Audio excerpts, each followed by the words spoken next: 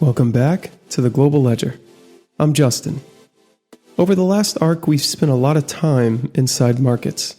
How prices are formed, how liquidity appears and disappears, how arbitrage, hedging, and structure drive behavior. Now, we're moving into an arc, a new one, Arc 9, because once you understand market mechanics, one truth becomes unavoidable. Markets don't just evolve organically. They are shaped, intentionally, by rules. And no set of rules has reshaped modern markets more than Basel regulation. This episode is not about compliance, checklist, or politics. It's about how regulation quietly rewires liquidity. But first, we need to understand Basel itself properly. Basel regulations didn't appear out of nowhere. It was a response to a simple problem. Banks failed because they were too fragile. Too much leverage, too little capital, too much maturity mismatch. So regulators asked, how much capital should banks hold? Against what risks? Under what stress? Basel was an attempt to formalize safety. But safety has a cost. Each Basel iteration, tightened the system.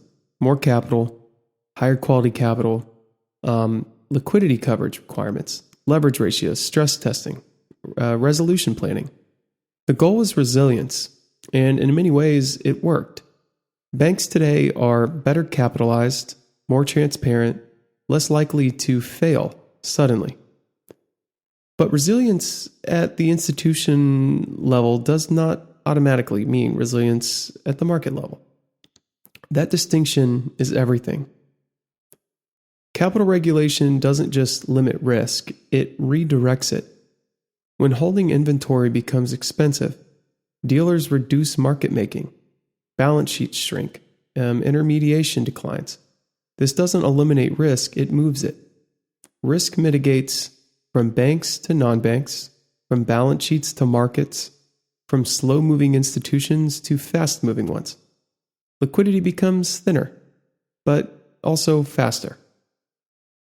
Here's the paradox. Stronger banks can mean weaker markets. Why? Because dealers no longer warehouse risk.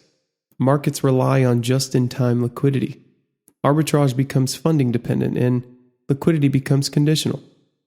Under stress, dealers don't step in, they step back, exactly as regulation intends. This isn't a flaw, it's really a design choice. Historically, banks absorbed shocks. They smoothed volatility, they carried inventory, they bridged buyers and sellers. Today, liquidity is supplied by markets. Markets rely on non-bank balance sheets, and those balance sheets are highly sensitive to funding and volatility. Liquidity didn't disappear. It changed composition, changed form. This matters. Understanding Basel matters for modern market events especially. It helps explain sudden treasury dislocations, flash crashes, ETF stress, repo market volatility, and why central banks intervene indirectly. Markets aren't misbehaving. They're behaving exactly as a capital-constrained system should. Regulation is a part of market structure, and it's a big one, and a very overlooked one. This is the key idea for Arc 9. Regulation is not external to markets. It is market structure. Capital rules determine who holds risk, how long they can hold it, and when they must exit. Liquidity outcomes are policy outcomes, even when no one says so explicitly. And we have to talk about trade-offs. No system can maximize safety, liquidity, efficiency, and stability. Something always gives. Basel chose safety at the institutional level. Markets absorbed that adjustment. That doesn't mean Basel was wrong. It means trade-offs exist. And in the next episode, we're going to confront them directly. In episode 82, we'll take the next step.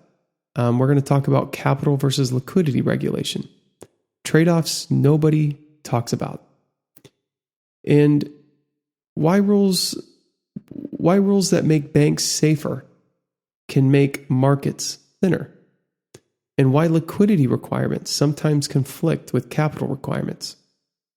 And also why modern regulation often shifts risk instead of eliminating it. That's next.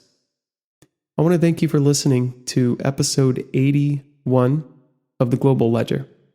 We revisited, Basel, and how it affects banks, why it exists, and some of the unintended consequences of these types of regulations. So once again, I'm Justin, and thanks for being here.